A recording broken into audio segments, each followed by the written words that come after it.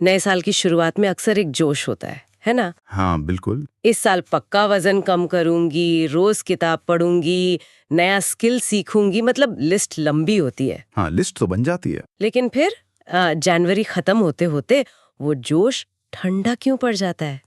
ऐसा लगता है जैसे हम अपनी ही इच्छा शक्ति से लड़ रहे हैं और अक्सर हार जाते हैं। क्या दिक्कत हमारी विल पावर में ही है? ये एक बहुत ही आम अनुभव है और पहली नजर में लगता भी यही है कि शायद मोटिवेशन या इच्छा शक्ति मतलब विल पावर उसी की कमी है। हाँ। लेकिन जेम्स क्लियर, जिनकी किताब एटॉमिक हैबिट्स पर हम आज बात कर रहे हैं, वो एक अलग नजरिया पेश करते हैं। अच्छा। उनका तर्क है कि समस्या असल में हमारी प्रेरणा की उतनी नहीं है जितनी हमारे सिस्टम की है। सिस्टम मतलब रोजमर्रा के काम करने के तरीके, आदतें? हाँ बिल्कुल वही, हमारे काम करने के तरीके, हमारी आदतें, हमारा रूटीन। ये सुनने में थोड़ा अलग लगता है।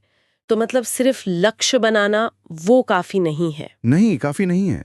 क्लियर का एक बहुत मशहूर कथन है, आपने शायद सुना भी हो, आप अपने लक्ष्यों के स्तर तक नहीं उठते, आप अपने सिस्टम के स्तर तक गिरते हैं। You do not rise to the level of your goals, you fall to the level of your systems. Exactly. सोचिए, लक्ष्य तो कोई भी बना सकता है ना? बड़े ऊंचे सपने देख सकता है। हाँ, सपने देखना तो आसान है। लेकिन दिन प्रतिदिन आप कैसा परफॉर्म करते हैं, आप टिके रहते हैं या नहीं, ये इस बात पर निर्भर करता है कि आपकी आदतें, आपका रूटीन यानी आपका सिस्टम कितना मजबूत है, कितना प्रभावी है। तो इसका मतलब है कि बड़े लक्ष्य हासिल करने का राज बड़े कदमों में नहीं, बल्कि छोटे लगातार चलने वाले सिस्टम में छुपा है। बिल्कुल, छोटे छोटे कदम जो लगातार लिए जाएं। तो आज की हमारी बातचीत का मकसद जेम्स क्लियर की इसी किताब एटॉमिक हैबिट्स के जरिए ये समझना है कि कैसे छोटे छोटे मतलब बिल्कुल परमाणु जितने महीन लगने वाले बदलाव मिलकर जिंदगी में वाकई बड़े नतीजे ला सकते हैं। हाँ, चलिए इसी पर गहराई से बात करते हैं। तो कहाँ से शुरू करें? सबसे पहला आइडिया क्या है? इसकी शुरुआत किताब के सबसे बुनियादी सिद्धांत से होती है कि कैसे छोटे बदलावों से बड़े नतीजे मिलते हैं। अब ये सुनने में शायद उतना रोमांचक न लगे, है ना? क्योंकि हम अक्सर सोचते हैं कि कुछ बड़ा होना चाहिए, कुछ नाटकीय। हाँ, जैसे रातों रात कुछ बदल जाए एकदम से। लेकिन क्लियर कहते हैं कि रोजाना सिर्फ 1% बेहतर बनने पर ध्यान देना चाहिए। हाँ। अब सुनने में तो ये लगभग कुछ भी नहीं लगता है, सिर्फ 1%, कौन ध्यान देगा इस पर? सही कहा आपने, ये बहुत मामूली लगता है, लेकिन इसके पीछे गणित का एक बहुत शक्तिशाली सिद्धांत काम करता है, जिसे कहते हैं चक्रवृद्धि प्रभाव या कंपाउंडिंग इफेक्ट। कंपाउंडिंग? जी। जैसे फाइनेंस में होता है, बिल्कुल वैसा ही। जैसे बैंक में छोटा सा निवेश अगर नियमित रूप से करते रहें तो सालों में बड़ी रकम बन जाता है ना? नहीं, बिल्कुल। वैसे ही रोजाना किया गया सिर्फ 1% का सुधार अगर आप साल भर करते रहें तो साल के अंत तक आपको लगभग 37 गुना बेहतर बना सकता है। 37 गुना? सिर्फ 1% रोज से। हाँ। और दूसरी तरफ अगर आप रोज 1% खराब होते जाएं तो साल के अंत में आप लगभग 0 पर पहुंच जाते हैं। ये छोटी चीजें दिखती नहीं है, अदृश्य लगती हैं, पर असली शक्ति इन्हीं में छिपी है। 37 गुना, ये आंकड़ा तो मतलब चौंकाने वाला है। ये तो सोचने का बिल्कुल नया तरीका है। क्या इसका कोई असल जिंदगी का उदाहरण है किताब में? हाँ, किताब में ब्रिटिश साइकिलिंग टीम का एक शानदार उदाहरण दिया गया है। अच्छा, मैंने सुना है इसके बारे में थोड़ा। हाँ, सालों तक ये टीम मतलब बिल्कुल औसत दर्जे की मानी जाती थी, कोई बड़ी जीत उनके नाम नहीं थी। फिर उन्होंने एक नए कोच डेव ब्रिल्सफोर्ड के साथ एक नया नजरिया अपनाया। क्या था वो नजरिया? उसे उन्होंने कहा छोटे सुधारों का एकत्रीकरण, मतलब एग्रीगेशन ऑफ मार्जिनल गेन्स। छोटे सुधारों का एकत्रीकरण। तो उन्होंने किया क्या? कोई क्रांतिकारी ट्रेनिंग तकनीक अपनाई? नहीं, कुछ भी क्रांतिकारी नहीं, यही तो मजे की बात है। उन्होंने बस हर उस छोटी से छोटी चीज पर ध्यान दिया जो साइकिलिंग के प्रदर्शन को थोड़ा सा भी, मतलब सिर्फ 1% भी बेहतर बना सकती थी, और उसमें सुधार किया। जैसे कि? क्या छोटी चीजें? अरे बहुत कुछ। जैसे बाइक की सीट को थोड़ा और आरामदायक बनाया, टायरों की ग्रिप थोड़ी बेहतर की, खिलाड़ियों के लिए सही मसाज ऑयल कौन सा है वो चुना, यहाँ तक कि उन्हें हाथ धोने का सही तरीका सिखाया ताकि वो कम बीमार पड़े और ट्रेनिंग मिस ना करें। हाथ धोने का तरीका? सीरियसली? ये तो बहुत ही मामूली बात लग रही है। बिल्कुल, एकदम मामूली, लेकिन ऐसे सैकड़ों, आप सोचिए सैकड़ों छोटे छोटे सुधार जब एक साथ आए तो नतीजा असाधारण था। क्या हुआ? कुछ ही सालों में वही औसत टीम दुनिया की सर्वश्रेष्ठ टीमों में गिने जाने लगी। उन्होंने कई ओलंपिक स्वर्ण पदक जीते, टूर दी फ्रांस जैसा बड़ा खिताब कई बार जीता। कमाल है। हाँ, ये दिखाता है कि मामूली सुधारों की जो अनदेखी शक्ति है वो कितनी जबरदस्त हो सकती है। ये कहानी तो वाकई कमाल की है। तो हमारे जैसे आम लोगों के लिए, रोजमर्रा के जीवन के लिए इसका क्या मतलब है? अगर किसी को कोई बड़ी आदत बनानी है, मान लीजिए रोज कसरत करना या कोई नई भाषा सीखना, तो इस सिद्धांत को कैसे लागू किया जा सकता है? इसका मतलब है कि शुरुआत बहुत बड़ी नहीं होनी चाहिए, बल्कि बेहद छोटी होनी चाहिए। क्लियर कहते हैं इतनी छोटी कि आप उसे करने से मना ही ना कर पाएं। अच्छा। जैसे जैसे? अगर रोज जिम जाना भारी लगता है तो लक्ष्य रखें सिर्फ जिम के कपड़े पहनने का बस, या सिर्फ 5 मिनट की वॉक का। अगर रोज 1 घंटा पढ़ना मुश्किल है तो लक्ष्य रखें सिर्फ एक पेज पढ़ने का। सिर्फ एक पेज? हाँ, सिर्फ एक पेज। यहां पर तीव्रता मतलब इंटेंसिटी उससे ज्यादा जरूरी है निरंतरता, कंसिस्टेंसी। रोज थोड़ा करना, उस एक दिन बहुत ज्यादा करके फिर हफ्तों तक कुछ ना करने से कहीं बेहतर है। Consistency is truly greater than intensity in the long run. ये ऑल और नथिंग वाली सोच के बिल्कुल उलट है, जिसमें हम अक्सर फंस जाते हैं है ना? कि या तो घंटों कसरत करेंगे या बिल्कुल नहीं। बिल्कुल। ये जानकर राहत मिलती है कि छोटे कदम भी मायने रखते हैं, बल्कि शायद ज्यादा मायने रखते हैं। एकदम सही कहा। और ये निरंतरता तब और आसान हो जाती है जब आदत सिर्फ एक काम ना रहकर वो हमारी पहचान का हिस्सा बन जाए। पहचान का हिस्सा। हाँ, और ये हमें किताब के अगले बड़े विचार पर लाता है, पहचान आधारित आदतें, आइडेंटिटी बेस्ड हैबिट्स। पहचान आधारित आदतें, आइडेंटिटी बेस्ड हैबिट्स, ये सुनने में दिलचस्प है। इसका क्या मतलब हुआ? क्या ये सिर्फ पॉजिटिव सोचने जैसा है कि हाँ मैं ये कर सकती हूँ? ये उससे थोड़ा ज्यादा गहरा है। क्लियर कहते हैं कि अगर हमें स्थायी बदलाव लाना है तो हमें सिर्फ अपने लक्ष्यों पर यानी आउटकम्स पर ध्यान नहीं देना चाहिए। तो किस पर देना चाहिए? हमें इस पर ध्यान देना चाहिए कि हम किस तरह का इंसान बनना चाहते हैं, हमारी पहचान क्या है या क्या होनी चाहिए। आइडेंटिटी। उदाहरण दे सकते हैं? हाँ, जैसे लक्ष्य ये हो सकता है कि मुझे एक किताब लिखनी है, ये परिणाम है, आउटकम। लेकिन पहचान आधारित सोच होगी, मैं एक लेखक हूं। या लक्ष्य हो सकता है मुझे मैराथन दौड़नी है, परिणाम। हाँ, जबकि पहचान होगी मैं एक धावक हूं। अच्छा, तो फर्क क्या पड़ता है इससे? क्या सिर्फ सोचने का तरीका बदलने से कुछ होता है? पुरानी आदतें तो बहुत मजबूत होती हैं, वो हमें खींच ही लेती हैं वापस। फर्क बहुत बड़ा पड़ता है। इसके पीछे मौलिक ज्ञान काम करता है। जब कोई व्यक्ति एक नई पहचान अपनाता है, मान लीजिए मैं एक स्वस्थ व्यक्ति हूं, तो उसके रोजमर्रा के चुनाव, उसके छोटे छोटे निर्णय धीरे धीरे उस पहचान के साथ मेल खाने लगते हैं। कैसे? उसे हर बार इच्छा शक्ति का इस्तेमाल नहीं करना पड़ता कि अरे यार आज सलाद खाऊं या बर्गर। नहीं, एक स्वस्थ व्यक्ति होने के नाते स्वस्थ विकल्प चुनना ज्यादा स्वाभाविक लगने लगता है। व्यवहार बदलना बाहरी तौर पर थोपा हुआ नहीं लगता कि मुझे ये करना पड़ेगा, बल्कि वो अंदर से आता है कि मैं ऐसा हूं इसलिए मैं ऐसा करता हूं। तो जो हम खुद को बार बार कहते हैं और जिस तरह के काम करते हैं, धीरे धीरे वही हमारी पहचान बन जाती है। बिल्कुल, आप जो करते हैं वही आपकी पहचान को मजबूत करता है। ये वाकई सोचने का एक बुनियादी बदलाव है। ये सिर्फ क्या करना है पर नहीं, बल्कि कौन बनना है पर केंद्रित है। सही। जब कोई इस तरह सोचता है तो शायद छोटे छोटे निर्णय लेना ज्यादा आसान हो जाता है, क्योंकि वो उसकी बड़ी पहचान से जुड़े होते हैं। ये एक तरह का आहा क्षण है मेरे लिए। हाँ, है ना? क्योंकि आदतें सिर्फ हमारे काम नहीं हैं, वे इस बात का सबूत हैं कि हम कौन हैं। क्लियर कहते हैं, हर बार जब आप कोई अच्छी आदत दोहराते हैं, आप अपनी उस मनचाही पहचान के पक्ष में एक वोट डाल रहे होते हैं। एक वोट डाल रहे होते हैं। वाह। हाँ, तो ठीक है, पहचान पर ध्यान केंद्रित करना समझ आया, ये बहुत पावरफुल है। लेकिन आदतें बनती कैसे हैं? मतलब इसका कोई मैकेनिज्म है, कोई प्रक्रिया है जिसे समझकर हम इसे अपने फायदे के लिए इस्तेमाल कर सकें? हाँ, बिल्कुल है। क्लियर इसके लिए आदत का चक्र यानी हैबिट लूप का वर्णन करते हैं। यह एक 4 चरणीय प्रक्रिया है जो हमारे दिमाग में लगातार चलती रहती है और हमारी ज्यादातर आदतों को संचालित करती है। आदत का चक्र, हैबिट लूप, ओके। हाँ, इसके 4 चरण हैं। पहला संकेत, क्यू। संकेत। दूसरा इच्छा, क्रेविंग। इच्छा। तीसरा प्रतिक्रिया, रिस्पॉन्स। प्रतिक्रिया। और चौथा इनाम, रिवॉर्ड। संकेत, इच्छा, प्रतिक्रिया, इनाम। Q, craving, response, reward. क्या ऐसे किसी उदाहरण से समझ सकते हैं? मान लीजिए किसी को बार बार अपना फोन चेक करने की आदत है। बिल्कुल। आजकल बहुत आम है ये। हाँ, बहुत आम है, बिल्कुल। चलिए इसी उदाहरण को देखते हैं।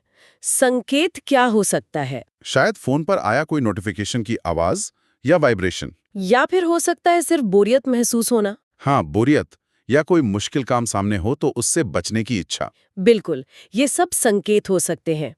अब आती है इच्छा, क्रेविंग। इच्छा क्या है? शायद कुछ नया जानने की उत्सुकता, सोशल मीडिया पर क्या चल रहा है ये देखने की तलब, या बस दिमाग को एक छोटा सा ब्रेक देने की चाहत, एक डिस्ट्रैक्शन। और फिर प्रतिक्रिया, रिस्पॉन्स। प्रतिक्रिया है फोन उठाना, अनलॉक करना और ऐप खोलकर स्क्रॉल करना शुरू कर देना। और अंत में इनाम, रिवॉर्ड। वो क्या मिलता है? इनाम शायद थोड़ी देर के लिए बोरियत मिट जाती है, कुछ मजेदार या दिलचस्प दिख जाता है, या दिमाग को डोपामीन का एक छोटा सा हिट मिलता है जिससे एक क्षणिक संतुष्टि महसूस होती है। अच्छा। और ये चक्र इतनी तेजी से और इतनी बार चलता है कि हमें पता भी नहीं चलता और ये आदत बन जाती है। तो अगर किसी को ये फोन स्क्रॉल करने की आदत बदलनी है या कम करनी है, तो इस चक्र को समझना कैसे मदद कर सकता है? यहीं पर किताब का व्यवहारिक ज्ञान काम आता है। आदत बदलने के लिए आपको उस चक्र के किसी ना किसी हिस्से में दखल देना होगा, इंटरवीन करना होगा। कैसे? एक प्रभावी तरीका किताब बताती है, संकेत वही रखें लेकिन प्रतिक्रिया बदल दें। संकेत वही, प्रतिक्रिया नहीं। हाँ, जैसे जब बोरियत संकेत महसूस हो तो फोन उठाने, जो पुरानी प्रतिक्रिया है, की बजाय कुछ और करें। जैसे? शायद उठकर 2 मिनट स्ट्रेचिंग कर लें, या एक ग्लास पानी पी लें, या पास रखी किताब का सिर्फ एक पैरा पढ़ लें। ये हुई आपकी नई प्रतिक्रिया। अच्छा, मतलब इच्छा जैसे बोरियत मिटाने की को किसी दूसरी बेहतर प्रतिक्रिया से पूरा करना। एग्जैक्टली। और कोशिश करें कि नई प्रतिक्रिया से भी आपको किसी न किसी तरह की संतुष्टि या इनाम मिले। हो सकता है स्ट्रेचिंग से आपको ताजगी महसूस हो, इनाम, या पानी पीने से अच्छा लगे, इनाम। धीरे धीरे दिमाग नई प्रतिक्रिया को उसी संकेत, बोरियत के साथ जोड़ना सीख जाता है। तो आदत को जड़ से उखाड़ने की बजाय उसके रास्ते को मोड़ देना ज्यादा कारगर हो सकता है। बिल्कुल, बहुत बार यही ज्यादा प्रैक्टिकल होता है। ये बहुत व्यवहारिक लग रहा है। तो इस हैबिट लूप को ध्यान में रखते हुए क्लियर आदतें बनाने या तोड़ने के लिए कुछ नियम भी बताते हैं, है ना? 4 नियम शायद। हाँ, बिल्कुल। विचार नियम बताते हैं जो अच्छी आदतें बनाने और बुरी आदतों को तोड़ने में मदद करते हैं। और ये नियम आप देखेंगे हैबिट लूप के चारों चरणों से सीधे जुड़े हैं। अच्छा, क्या है वो नियम? अच्छी आदत बनाने के लिए नियम है, पहला, इसे स्पष्ट बनाएं, मेक इट ऑब्वियस। ये जुड़ा है संकेत, क्यू से। स्पष्ट बनाएं। ओके। दूसरा, इसे आकर्षक बनाएं। Make it attractive. ये जुड़ा है इच्छा से। क्रेविंग से। आकर्षक बनाएं। तीसरा, इसे आसान बनाएं। Make it easy. ये जुड़ा है प्रतिक्रिया से। रिस्पॉन्स से। और चौथा, इसे संतोषजनक बनाएं। Make it satisfying. ये जुड़ा है इनाम से। रिवॉर्ड से। स्पष्ट, आकर्षक, आसान, संतोषजनक। Obvious, attractive, easy, satisfying. Okay. और बुरी आदतों को तोड़ने के लिए शायद इनके उलट करना होगा। बिल्कुल सही। बुरी आदत तोड़ने के लिए आपको इन नियमों को उल्टाना होगा। 1. इसे अदृश्य बनाएं। Make it invisible. संकेत को छुपाएं। 2. इसे अनाकर्षक बनाएं। Make it unattractive. इच्छा को कम करें। 3. इसे मुश्किल बनाएं। Make it difficult. प्रतिक्रिया को कठिन बनाएं। 4. इसे असंतोषजनक बनाएं। Make it unsatisfying. इनाम को खराब करें। समझ आ रहा है। इसके साथ क्लियर एक और बहुत महत्वपूर्ण बात कहते हैं जिसका जिक्र जरूरी है। माहौल इच्छा शक्ति से ज्यादा मजबूत होता है। Environment is stronger than will power. इसका क्या मतलब है? इसका मतलब है कि हम अक्सर अपनी विल पावर पर, अपनी इच्छा शक्ति पर बहुत ज्यादा निर्भर रहते हैं। बस मैं कंट्रोल कर लूंगा ली। लेकिन सच्चाई ये है कि हमारा आसपास का माहौल, हमारा एनवायरनमेंट हमारी आदतों पर बहुत गहरा असर डालता है। हाँ, ये तो अनुभव किया है। तो आदत संरचना, हैबिट आर्किटेक्चर का यही विचार है, अपने माहौल को इस तरह से डिजाइन करें कि अच्छी आदतें अपनाना स्वाभाविक रूप से आसान हो जाए और बुरी आदतें मुश्किल। अपनी इच्छा शक्ति से लड़ने की बजाय माहौल को अपने पक्ष में काम करने दें। ये बहुत इंटरेस्टिंग है। क्या इसके कुछ ठोस उदाहरण दे सकते हैं कि माहौल को कैसे बदला जा सकता है इन 4 नियमों का इस्तेमाल करके? जरूर। जैसे अगर आप ज्यादा पानी पीना चाहते हैं, अच्छी आदत, तो पानी की बोतल हमेशा अपनी मेज पर सामने रखें। ये हो गया स्पष्ट बनाना, मेक इट ऑब्वियस। और आसान बनाना, मेक इट इजी। हाँ, ठीक है। अगर रात को स्नैक्स खाने की आदत कम करनी है, बुरी आदत, तो किचन से सारे जंक फूड हटा दें या उन्हें ऐसी जगह रखें जहां पहुंचना मुश्किल हो, जैसे किसी ऊंची शेल्फ के पीछे। ये हुआ अदृश्य बनाना, मेक इट इनविजिबल। और मुश्किल बनाना, अगर सुबह दौड़ना चाहते हैं तो रात को ही अपने जूते और कपड़े निकालकर बिस्तर के पास रख लें। सुबह उठते ही दिखेंगे। ये स्पष्ट भी है और आसान भी। हाँ, ये मैंने ट्राई किया है, काम करता है। बिल्कुल। अगर फोन का इस्तेमाल कम करना है तो उन ऐप्स के नोटिफिकेशन बंद कर दें जो आपको बार बार खींचते हैं। ये हुआ कम आकर्षक बनाना, मेक इट लेस अट्रैक्टिव। या फिर रात को फोन को बेडरूम से बाहर किसी दूसरे कमरे में चार्ज करें। ये हुआ मुश्किल बनाना, मेक इट डिफिकल्ट। ये तो वाकई सोचने का तरीका ही बदल देता है। मतलब आदत बनाना इच्छा शक्ति की कोई हीरो वाली लड़ाई नहीं है, बल्कि स्मार्ट डिजाइन का खेल है। हाँ, काफी हद तक। अच्छी आदतों को रास्ते का सबसे आसान विकल्प बना देना और बुरी आदतों के रास्ते में रुकावटें डाल देना, ये बहुत शक्तिशाली विचार है। क्योंकि अक्सर हम खुद को दोष देते रहते हैं कि मुझ में विल पावर नहीं है, जबकि शायद हमारा माहौल ही हमारे खिलाफ काम कर रहा होता है। सही कहा। और इस सफर में आदतें बनाने की कोशिश में गलतियां होना, फिसलना, ये सब बिल्कुल स्वाभाविक है। कोई भी मशीन की तरह परफेक्ट नहीं हो सकता। हाँ, ये बहुत जरूरी बात है। और यहीं पर किताब का एक और बहुत राहत देने वाला सिद्धांत आता है, कभी 2 बार ना चूकें। Never miss twice. हाँ, ये जानना जरूरी है। अक्सर जब हम कोई नई आदत शुरू करते हैं, मान लीजिए रोज सुबह जल्दी उठना, और किसी दिन देर से उठते हैं, तो हमें लगता है लो सब खत्म हो गया, और हम हार मान लेते हैं। बहुत अपराध बोध, गिल्ट महसूस होता है। बिल्कुल। क्लियर कहते हैं कि एक बार चूकना मतलब एक दिन आदत को फॉलो ना कर पाना, ये स्वाभाविक है, ये एक दुर्घटना है, हो जाता है। असली नुकसान तब होता है जब हम दूसरी बार चूकते हैं। अच्छा। इसलिए नियम यह है, अगर आज आप अपनी आदत पूरी नहीं कर पाए, कोई बात नहीं, इट हैपन्स। बस ये सुनिश्चित करें कि आप कल उसे जरूर करें। मतलब तुरंत वापस ट्रैक पर आना है। एग्जैक्टली। आदत की श्रृंखला को, उस चेन को पूरी तरह टूटने न दे।